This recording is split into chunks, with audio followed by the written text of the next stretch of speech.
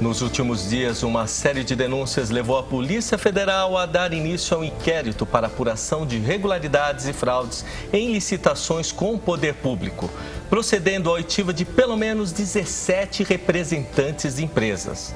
Dentre as empresas envolvidas, algumas delas prestavam serviços a hospitais e unidades de saúde pública. A situação traz insegurança ao cidadão que paga seus impostos, pois uma verba das finanças é dirigida à saúde. Afinal, como funcionam as contratações e compras de serviços públicos? Quais as regras para as contratações? E os procedimentos licitatórios no Brasil são seguros? Para falar sobre esse e outros assuntos, o Questão de Justiça recebe como convidado o Dr. Antônio Cecílio Moreira Pires, advogado, professor e doutorando em Direito Administrativo. Como vai, Dr. Cecílio? Tudo bem? Walter, Leopoldo, um grande prazer estar aqui com vocês novamente. Sempre um grande prazer estar no Questão de Justiça, principalmente para discutir um assunto de tão relevante importância como as licitações, as contratações públicas. Mestre em PPP, parceria público-privada, né, doutor? Como colocar assim, que eu conheço alguma coisa de direito administrativo. E sabe, doutor Leopoldo, quem abriu a série do Questão de Justiça aqui na Rede Brasil Televisão, a convite do doutor Marcos Tolentino, foi o doutor Antônio Cecílio, que volta como comentarista do programa. Aliás, um mestre, você sabe, eu não quero fazer propaganda de nenhuma universidade, Walter, mas universidades com gabarito, enfim, né, com peso, nós temos comentário. Eu estava comentando outro dia com um colega que estuda, que é aluno ali na Universidade Mackenzie. Ele falava, olha, a referência em direito administrativo é o professor Cecílio doutor hoje. Cecílio. Sim.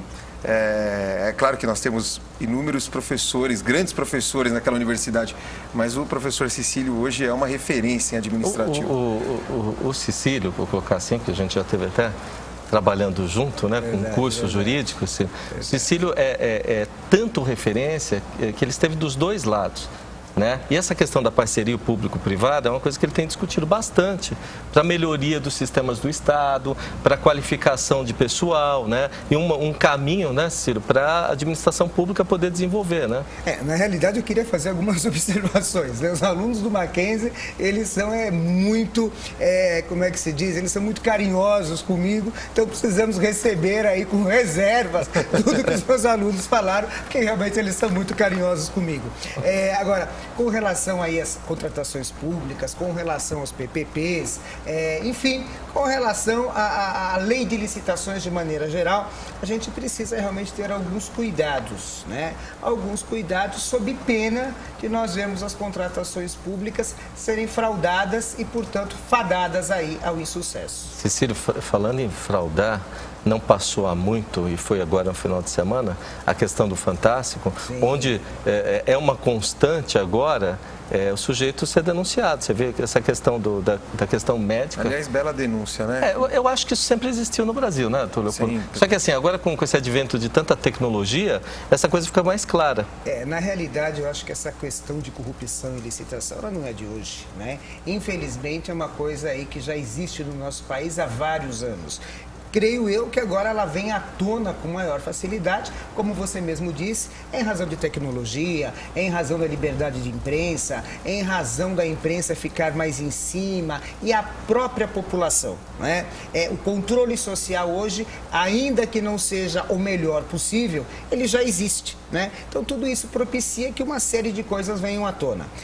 Uma coisa que eu gostaria de falar, e assim eu acho importante observar isso, é a questão da legislação, da Lei 866 de 93, que é a lei básica, né, de licitações. Temos outras, temos a Lei 10.520 de 2002, que é o pregão, a Lei 8987 de 95, que é a Lei das concessões e permissões, a Lei dos PPPs, 11.079 de 2004, mas uma coisa que eu acho importante, que muito se fala, a Lei de licitações é ruim, então nós precisamos alterar a Lei de licitações.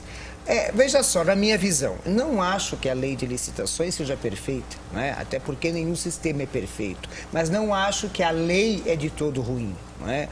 O problema é o próprio poder público, é o próprio sistema de contratação que não dá a cabo, não é, de fazer tudo aquilo que a lei determina. Né? Ou seja, fazer um procedimento licitatório, fazer uma contratação sem a devida fiscalização, acaba no... Agora, professor, como contratar, já que falamos em Brasil, né? Esse país, como que se contrata? E, aliás, como que, sendo mais específico, como que o poder público contrata o particular, ali, a empresa? Veja só, a lei de licitações, ela propicia a contratação de obras, serviços e compras. Hoje em dia, o que está imperando é o pregão. Né? O pregão, a modalidade de licitação que nasceu nos idos de 2000, né? Está regulada pela Lei 10.520 de 2002, onde, né, o que impera é o preço. Né? E eu falo que impera é o preço com um pouco de dor no coração. Porque, na realidade, o fato do pregão implicar em uma compra pelo menor preço, fazendo-se um leilão ao contrário, porque no leilão ganha quem? Aquele que ofertar o maior lance, o maior preço. No pregão ganha aquele que ofertar o menor preço. Portanto, um leilão ao contrário. Ainda que a questão seja de preço, né, o poder público pode, aliás, pode não, estou corrigindo o que eu acabei de falar, ele deve fazer a especificação do produto ofertado, não é, de acordo com a legislação, de acordo com os padrões. A exemplo, Leopoldo, adquirir saco de lixo hospitalar. Você fala, nossa, mas saco de lixo é uma contratação tão comum. Pois é, até para saco de lixo hospitalar, e principalmente em se falando de saco de lixo hospitalar, nós temos regras bastante específicas e rígidas. É só você pensar no seguinte, um saco de lixo hospitalar comprado erroneamente, o comprometimento para com a saúde pública é violento, porque pode ter um risco violento de quê? De infecção. Então, existem rígidas normas da ABNT, existem rígidas normas da Anvisa que devem ser observadas. Né? Ou seja, não é só observar a lei de licitações, não é só preço. É muito mais do que isso. Agora, eu fico pensando para fiscalizar isso, Walter, porque eu imagino, por exemplo, vamos fornecer sacos de lixo. Como que o poder público fiscaliza isso? Porque, de repente, a qualidade daquele saco de lixo ofertado, ele muda de qualidade ali no decorrer da prestação de serviço? Agora, isso eu já entro nessa questão e pegando o Cecílio pelo pé, né? Quando você faz um edital, você especifica o item, não é isso, professor? Que você quer ali para a licitação. Isso. Aquilo que a administração pública deseja deve estar especificado no edital. De forma conveniente. Concorre sempre as empresas que atendem o chamado do edital. Exatamente. Né? Que com as qualificações. Ponto. Eu vou dividir isso em pedaços para o professor me ajudar, né, Ciro? Vamos assim, vai. Então, vamos comentar. Eu acho essa questão hospitalar, a parte de construção, que a gente até falou no programa lá atrás. Verdade. Lembra quando deu o problema do metrô? Lembra, muitos anos atrás, a linha 4. Não vamos falar de muitos anos, mas há um tempo atrás. Muitos anos. Então, veja bem, quando está nesse processo, parece que é aí que mora ou morde a história, né? Porque é na qualificação do edital que dá problema, né? Não é assim? Deixa eu dividir isso, eu quero bem... Tá, eu vou tentar esmiuçar a coisa da melhor maneira possível. Então vamos começar o seguinte, com a especificação do produto. Né? Ou seja, a especificação daquilo que a administração pública deseja. Né? Então veja só, o saco de lixo hospitalar. Então, a descrição vai ter que ser saco de lixo hospitalar, com gramatura X, com espessura Y, ou seja, tudo isso tem que estar determinado no edital. Largura, tudo bonitinho. E mais ainda, tudo isso, essa especificação, ela vem de onde? Ela não vem da cabeça do administrador público ou da cabeça da comissão de licitação, ela vem da regra da BNT. Quem determina isso é a Associação Brasileira de Normas Técnicas, ou seja, tem uma norma técnica, tem um padrão para ser seguido. Bom, isso foi feito. Daí o seguinte, como que a administração pública vai saber que a empresa A, B, C ou D efetivamente está ofertando o produto que ela deseja comprar? O que a administração pública tem que fazer? Ela tem que pedir o laudo laboratorial. Então veja o que vai acontecer. A empresa vai ofertar o preço, antes dela decidir se ela vai aceitar ou não aquele preço, ela vai verificar o laudo laboratorial. O laudo laboratorial atende às especificações do edital, naquilo que diz respeito ao objeto, atende. Ótimo, então ela está classificada. Vamos agora para a questão do preço, né? Agora o seguinte, não adianta a comissão de licitação ou o pregoeiro fazer esse trabalho todo, né? Que um trabalho como esse que eu acabei de explicar sinteticamente é um trabalho primoroso. Se todo o poder público fizesse isso, as contratações do poder público seriam 100. Seriam 10. Infelizmente, não essa é a regra. Mas vamos supor que o poder público fez tudo isso. Agora, não adianta nada disso se na hora da entrega do material não houver a fiscalização que o Leopoldo falou. Ou seja, entregou o material, vamos pegar uma parcela daquele material, por amostragem, vamos mandar para o laboratório vai examinar e vai emitir um novo laudo. E daí vamos comparar os dois laudos, aquele apresentado na licitação com aquele apresentado por ocasião da entrega do produto. Os laudos batem? Ótimo. Então isso significa que o licitante vencedor, contratado, entregou o mesmo objeto que ele ofertou por ocasião do procedimento licitatório. Mas isso existe? Porque, veja só, você pediu, aí depois que isso aconteceu, chega o material. Isso. O processo do pagamento, da compra, da entrega já não morreu ali? Isso seria um outro laudo? Não, veja só o seguinte, tá? O processo da compra acabou quando a licitação está homologada. Tá. Homologou e adjudicou a licitação, procedimento licitatório terminado. Agora vai começar o quê? A execução do contrato. Ou seja, o particular entrega o produto, que tem que ser aquele produto que ele ofertou na licitação. E em razão do poder público receber o produto ofertado, né, adquirido pela administração, é que ele vai fazer o pagamento. Se o pagamento estiver, aliás, se o produto efetivamente for aquele que foi contratado. Eu quero dar uma pimentada. Tá terminando o bloco, tem 3 minutos. Tem 3 minutos. Fiquei pensando o seguinte, professor, questão da alimentação em estabelecimentos prisionais. Aquela alimentação, quer dizer, você não está alimentando aligado, você não está alimentando animais ali, você está alimentando o ser humano. Sim. E eu acredito que muitos advogados que estão nos assistindo, que visitam seus clientes nos estabelecimentos prisionais, dificilmente visualizaram alguém fiscalizando aquilo ali. Eu não quero falar mal da prestação de serviço nos estabelecimentos, mas será? Eu não sei como funciona, mas eu, pelo menos, nunca vi ninguém fiscalizando ali. Eu digo um órgão responsável, com credibilidade ali, talvez fazendo a coisa, exercendo uma vigilância sanitária, não sei. Leopoldo, vou te dizer uma coisa, você que é da área de direito penal, tá? O que ocorre é exatamente fraude à licitação. Porque, na realidade, está se entregando um produto que não foi aquele adquirido. Isso é fraude à licitação, isso é crime previsto na lei de licitações, né? E, infelizmente, não é uma coisa isolada. É uma coisa que nós temos em várias instâncias do poder público. Agora, eu acho que tem 1 minuto e pouquinho, então vou fazer a pergunta para o próximo bloco. Perfeito. Né? Isso já vou pensando. Já vai pensando. Olha só, se existe um processo que é a licitação, hoje você tem o pregão eletrônico. Sim. Todas essas garantias também estão presentes nesse pregão? Quero deixar para você responder no próximo bloco aqui do Questão de Justiça. Perfeito, a gente volta daqui a pouco. Então. Isso mesmo.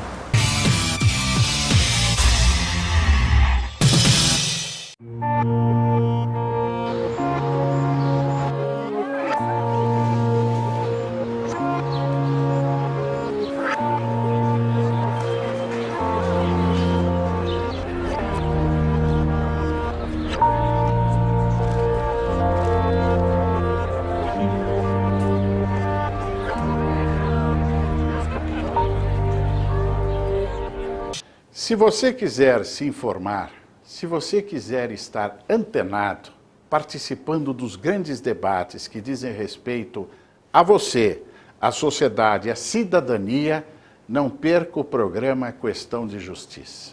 Este é um palco de debates que merece ser assistido por você. Esperamos você.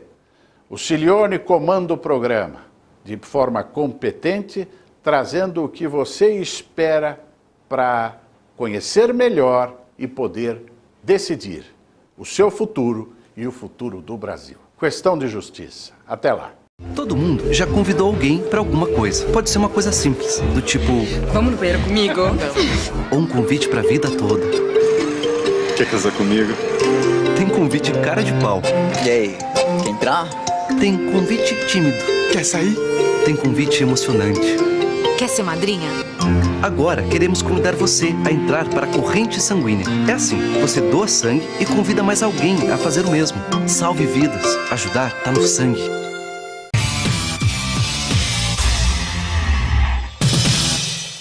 Você está aqui no Questão de Justiça, que pode ser visto em suas reapresentações também pela internet. Entra ali no site da Rede Brasil e Televisão, www.rbtv.com.br. Ali você procura em jornalismo e abaixo sempre, gloriosamente, do Ney Gonçalves Dias, está ali o programa Questão de Justiça. Ali você entra, acha o nosso site e faz sua pergunta. Aliás, você deve também encaminhar algumas perguntas para que nós aqui possamos responder.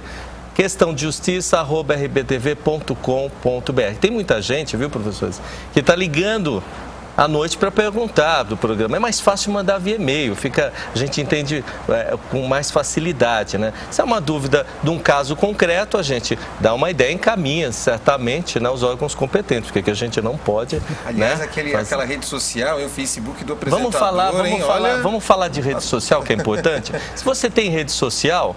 né, você pode achar o Questão de Justiça lá, você vai achar os vídeos ali junto com a RBTV, com o Celso Russomano, com os galãs aqui, segundo a casa, que é o Leopoldo, né? A gente não é galã. Fiquei sabendo que o Leopoldo é o grande galã. Walter Siglione, a rede social tá... E como é que acha na rede social? Você pega o nomezinho, bota ali na rede social. Walter Siglione. E você coloca, não, Leopoldo, Dr. Cecílio, e você acha ali e fala que você assistiu o programa aqui, e a gente vai responder ou vai te adicionar, com certeza, com grande prazer, e você vai nos acompanhar ali no dia a dia, né? Sabe o que é, Cílio?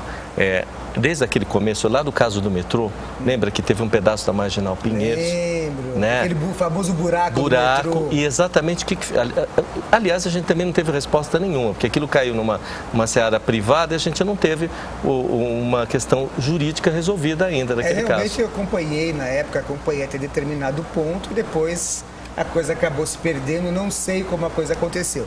Eu tenho a minha opinião sobre aquilo, né? Sobre a questão das responsabilidades, etc. Mas não sei, se eu te falar que eu sei o que aconteceu ao final de tudo, realmente o que sempre acontece. Sei apenas que as obras estão sendo retomadas. É o que sempre acontece no Brasil, né? A gente tem esse problema das coisas não serem resolvidas, passa o tempo, aparece outra coisa, veja não só, resolve. Walter, o que eu acho, né, de toda essa questão? Muitas coisas acontecem no nosso país e o povo já está desacreditado. Então, aquela famosa frase, isso vai terminar em pizza, aquilo não vai dar em nada. E haja pizzaria, hein? Acho que até algumas coisas, infelizmente, acabam terminando, né? Agora, outras coisas você acaba vendo que algo aconteceu, de diferente aconteceu. Você vê, hoje em dia, político caçado, você vê um político preso, coisa que antigamente você não via. Verdade. Né? Então, eu acho que assim, a coisa mudou.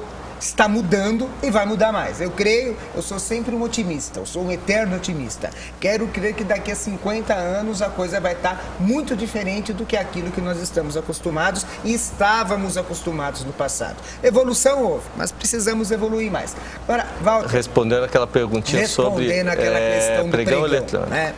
Então, veja só, o pregão é regido pela Lei 10.520 de 2002, na União, é a lei federal do pregão.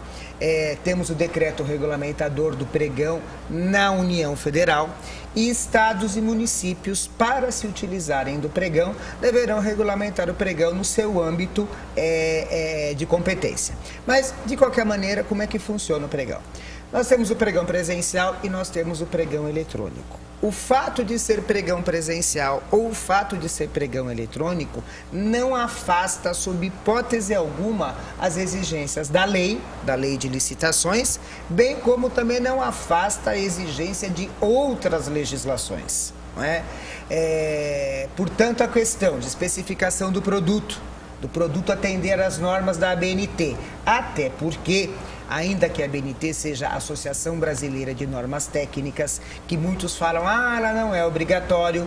Na União Federal existe uma legislação, peço apenas perdão aí ao telespectador, porque não consigo me lembrar da legislação, do número da legislação agora, mas tem uma legislação federal que determina a obrigatoriedade de atendimento das normas da ABNT, notadamente na União Federal. Então, tem que atender sim as normas da ABNT, tem que atender as normas da Anvisa, né, no caso da saúde, Agência Nacional de Vigilância Sanitária. Então, por exemplo, numa licitação em que esteja envolvido um produto de saúde, tem que pedir a licença de funcionamento emitida pela Anvisa.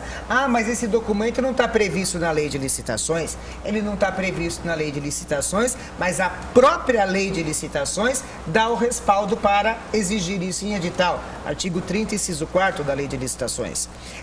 Então, tem que exigir a questão do laudo laboratorial para você verificar se o produto ofertado é aquele que a administração pública deseja, tem que ser exigido. Então, o fato de ser pregão, de ser uma modalidade de licitação mais célere, sob hipótese alguma, afasta a incidência das outras normas.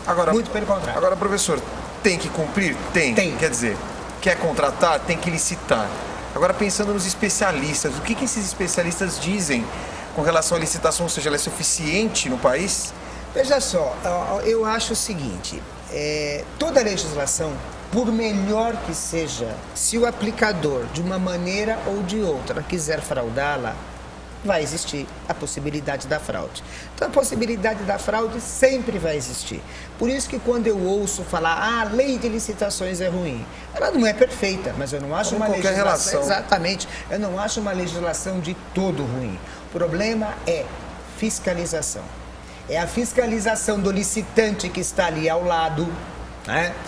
Do outro licitante, do concorrente dele, é a fiscalização do cidadão, é a fiscalização do Ministério Público, é a fiscalização do Tribunal de Contas, né? O problema da legislação é a fiscalização. Na minha visão, não tem como você pensar de outra maneira. Não tem como escapar disso, né? A gente esquece um pouco do advoguês, nem do jornalismo, né? Eu, como cidadão, aquilo que aconteceu nessa última reportagem, você fica sempre com aquele espanto, né? Mas aquilo acontece em que pedaço, Cecílio? É no edital, é claro que eu não estou pedindo para você julgar nada, mas aonde que é? É no edital, porque o sujeito vai com uma malinha. Quem vê aquilo falou, mas como é que pode? Porque está falando tanto de lei e tanto de sistema que não deixa pegar, mas termina pegando, e aí como é que fica essa história? O cara chega lá e leva o dinheirinho pro cara. As fraudes do procedimento licitatório, elas podem acontecer nas mais diversas fases. Ela pode acontecer antes da elaboração do edital, né? Ou seja, a administração pública vai dirigir a licitação para uma empresa X. Então, o que ela vai fazer? Ela vai colocar algumas exigências no edital que só a empresa X é capaz de atender. Ou seja, é a famosa licitação com o endereço certo. A famosa bola. Exatamente, é isso. Tá? É endereço certo. Só falta colocar a foto do dono da empresa que ela quer que ganhe no edital. Absurdo. Porque o resto está tudo. Deixa me... Olha só, isso... Pensando numa licitação dirigida, ou seja, antes da coisa acontecer, tá? Mas nada obsta do seguinte, que a coisa seja feita mediante uma ação entre amigos, ou seja, os próprios licitantes se compõem, não é? De modo a quê? De modo a rachar aquela licitação. E não vamos ser hipócritas, né, Ciro? Não precisa ser... Não, porque isso aqui deve acontecer de rodo no país, em prefeitura. É só você entrar na internet, você vê as decisões dos tribunais de contas, os inquéritos civis públicos instaurados pelo Ministério Público. E a Lei 8666, ela tem lá do artigo 89, acho que o 96, ela prevê. Exatamente, os crimes. Ou seja, até porque às vezes o cidadão acha assim, mas se fizer não dá nada. Né? Não acontece nada. As ações de improbidade, temos sim. Agora, isso aqui são procedimentos demorados, não é? Mas acontece. Agora, você não acha, aí é um achômetro, né? Não cabe de novo, mas, por exemplo, quando você tem problema em licitação na área de saúde, né, de serviços essenciais, né, não sei se, mas, por exemplo, carga de água, luz, que às vezes você tem uma outra companhia que fornece para as grandes. São as concessões de serviços públicos. Deveria ter uma penalidade, até criminal, em cima disso, porque quem deixa de fornecer... Eu vou dar aí um exemplo. Imagina, não sei se teve, hein? Imagina um anticoncepcional doado num posto público e aí nasce aquele monte de filho ali. Walter, nós temos sanções administrativas, nós temos sanções penais, como o doutor Leopoldo acabou de falar, nós temos a questão da responsabilidade civil, da empresa fornecedora, da concessionária, do Estado, tudo isso está previsto em lei. Agora, é claro, nós temos um sistema jurídico, que é um sistema jurídico moroso.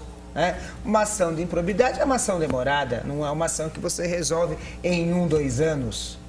Então, muitas vezes a coisa acontece hoje e a gente talvez vá saber o resultado disto daqui a 10 anos. A gente nem se lembra mais do que aconteceu. Mas que existe penalidade para isso, existe. Talvez precisássemos de penalidades um pouquinho mais contundentes, um pouquinho mais drásticas, não sei. O que eu acho é o seguinte, nós temos que rever as leis de licitações do nosso país periodicamente, Não porque elas sejam ruins, ou porque a 866 de 93 é ruim, mas é uma coisa que é necessária. A discussão sobre a legislação, a discussão sobre a aplicação da lei e até o aprimoramento da legislação. Aproveitando, sei que eu estou me delongando um pouquinho, mas só para aproveitar o gancho, eu não sou capaz de esquecer. Minha memória já não é mais como era antigamente. Mas veja só, nós temos agora o RDC, que é o Regime Diferenciado de Contratação para a Copa e para as Olimpíadas. Ótimo esse tema. Tem o RDD e agora tem o RDC. Pois eu sempre fico pensando, puxa vida, por que o RDC e por que a gente não discutiu, já que se fala tanto, porque a gente ouve falar de alteração da lei de licitações há mais de 10 anos. Por que a gente não aproveitou esse momento para fazer uma discussão maior e alterar essa tão famosa lei de licitações que todo mundo acha que ela tem que ser alterada? Eu, conforme falei, eu recebo isso sempre com reservas, mas sempre acho válido discutir. Agora, desculpa, mas não tem... Quer dizer, é o RCC. RDC. Regime Diferenciado de Contratação. Quer dizer, pode qualquer coisa. Vamos dizer assim, que fizeram algumas normas um pouquinho específicas para a Copa, para Olimpíada, um pouquinho mais flexíveis, talvez um pouco mais céleres. Mais excepcionais? Algumas situações excepcionais, talvez mais ou menos por aí a coisa. Cecília, tem um outro pontinho quando você fala em contratação de serviço dentro do poder público, é a carta convite, Afinal de contas, olha, tem tudo isso aqui, mas eu posso te convidar porque é um serviço específico. Na realidade é o seguinte, a carta convite, ela existe para aquelas licitações de valor mais reduzido. Então, por exemplo, para obras e serviços de engenharia, a carta convite é até 150 mil. Para compras e outros serviços que não sejam de engenharia, a carta convite é de até R$80 mil. E na carta convite, a administração pública não está obrigada a publicar a licitação no Diário Oficial. Mas tem que chamar três? Tem que chamar no mínimo 3 licitantes. E também uma coisa, isso não significa que ela não tenha publicidade. Ela tem uma publicidade, mas é uma publicidade diferenciada daquela que implica na publicação no Diário Oficial. E se é uma carta, ninguém pode violar isso? Mais ou menos. A carta convite ela fica fixada no mural do órgão licitante. Você chegou lá, você se interessou por aquela licitação, se você for cadastrado, você pode pedir para participar. Então a carta convite, ela se estende também àqueles não convidados, desde que eles atendam a alguns pré-requisitos. A proposta que fica fechadinha ali no envelope. Isso, no dia da licitação, perfeito. Mas veja só, o que o pessoal comenta muito da carta convite é que ela propicia uma maior facilidade para fraude. Claro, não tenha dúvida.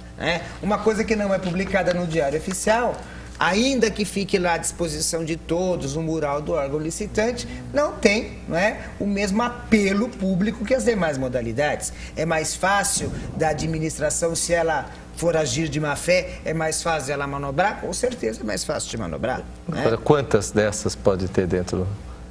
Veja se é só 150 mil o limite, como é que fica? Daí veja só, você não pode parcelar o objeto da licitação. Mas pode fazer vários. mas não pode parcelar. Por exemplo, você não pode, aquilo que é 1 milhão, você dividir tudo e fazer vários convites até 150 mil. Isso é parcelamento, isso é bula do procedimento licitatório, isso é crime. Entendi, mas você pode comprar a roda, o pneu, depois... Não pode, Cecília? Olha, existem várias maneiras. Olha só. Olha, eu estou tocando nesses assuntos que eu acho que quem está em casa quer escutar isso. Fala, pô, mas tem umas coisas estranhas ali com o meu prefeitinho. Existem várias... Se as pessoas, né, se o cidadão ele ficasse ligado no que o órgão público faz, principalmente naquelas prefeituras do interior, né, onde eu acho que o cidadão está mais próximo da administração, mais próximo do prefeito, eu tenho certeza que em alguns lugares aí o cidadão deve ter muita sucupira por aí. Não tem muita sucupira por aí? O Dorico Paraguaçu deve ter um monte. É verdade, é bem por aí a coisa. Eu queria fazer uma pergunta para o Cecílio. Aliás, Cecílio, além de professor, quem conhece Cecílio sabe a bagagem que ele tem, um verdadeiro educador. Eu queria saber o seguinte, qual que é o impacto desses que estarão enfrentando a profissão quando eles chegam na sala de aula e é abordado, por exemplo, esse procedimento licitatório? Eles acham que é uma bagunça? Pois é, Leopoldo, como que funciona você isso? tocou num ponto assim que é bastante estranho. Quando o aluno, né, ele chega na faculdade de Direito, normalmente, isso não é regra e também mudou muito nos últimos anos, mas ele vem encantado Pelo quê? Pelo direito penal, né? E ele é colocado na cabeça dele que ele só será advogado se ele estiver no fórum, fazendo audiência e tal. Então, as matérias de direito administrativo, direito tributário, direito constitucional, elas acabam, num primeiro momento, ficando em segundo plano. Então, quando eu entro em sala de aula, eu começo a falar da minha matéria, até o aluno entender a ótica, ou seja, que eu falo para ele, olha, isso aqui é assim, mas não significa que na prática você veja desse jeito, né? E até ele entender que na prática tudo aquilo que eu falo às vezes não acontece e cabe a ele enquanto advogado, cabe ao cidadão fiscalizar e ir atrás do direito dele para fazer a coisa acontecer como tem que ser, de acordo com a lei, demora um pouco. Mas depois eu acabo percebendo o seguinte, que muitos se encantam com o direito público, muitos mesmo. Tanto é que hoje em dia, pelo menos no Mackenzie, muitos alunos acabam escolhendo direito administrativo na segunda fase. Está o grau de encantamento. Ferramenta de trabalho. Tá no finalzinho, mas eu quero... Nossa, já passou muito. Nossa, que foi rápido. Tá vendo? Quando bate papo assim. Deixa eu te fazer uma pergunta. Diga. É coisa de jornalista. Por exemplo, eu estou passando ali na obra, que tem sempre na porta de casa, né? Aquela que nunca deveria estar lá, mas está lá. Aquele buraco imenso na porta, fica 3 meses com aquele tapume, 10 meses, aquela coisa louca. Aí eu entendo daquilo. Falei, mas esse sujeito não está usando, sei lá, o ABCD desse negócio, o tubo não é Eternite, né? Sei lá. E aí... Eu quero denunciar, Cecílio. Tem aonde fazer isso? Claro que tem. Falei, não, isso não era assim, tinha que ser daquele jeito. Veja só o seguinte, não só a licitação, como a execução do contrato, né? Quem que é legítimo para estar apontando a ilegalidade, para estar apontando o problema? O licitante, o próprio interessado, ou então o cidadão, né? Que bom saber disso. O cidadão, nos termos do artigo 113, ele pode representar... Como é que é o artigo, doutor? Artigo 113 da Lei de Licitações. Tem que ter um monte, olha, artigo 113 da Lei de Licitações. Pode mandar pau nesse pode representar, exercício da cidadania. Exercitar a cidadania. Pode representar no Tribunal de Contas do Estado, do município, da União, conforme o caso, e não só para o Tribunal de Contas, para o Ministério Público também. Olha... A gente chegou no final do programa. Que rápido. Pena, foi muito rápido. Nem senti passar. E a semana que vem eu quero que você venha falar de novo da questão da carroceria sanitária. Perfeito. Tá? Você me convidando, eu estou aqui. Não como convidando, você já é da casa. Doutor Leopoldo, obrigado por sua participação de novo. Prazer, Cecílio. Leopoldo, foi um grande prazer reencontrá-lo. Muito bom estar aqui com vocês dois. Leopoldo, Walter, foi muito bom. Espero muito hoje sobre isso. Voltar aqui em breve. Olha, como é que é o nome da lei de novo? Lei 866 de 93. E para fazer o... Artigo 113 da Lei de Licitações. 113 da Lei de Licitações. Está vendo alguma coisa errada? Já sabe onde bater na porta. Pode bater na Entra porta ali, o Ministério Público e Tribunal de Contas. Ministério Público, é possível. Vamos exercer cidadania, claro, né? Exercitar a cidadania, não tem dúvida. Obrigado, viu? Eu que agradeço mais uma vez. Bom, Questão de Justiça vai ficando por aqui. Volta na próxima semana com a sua participação. Até lá.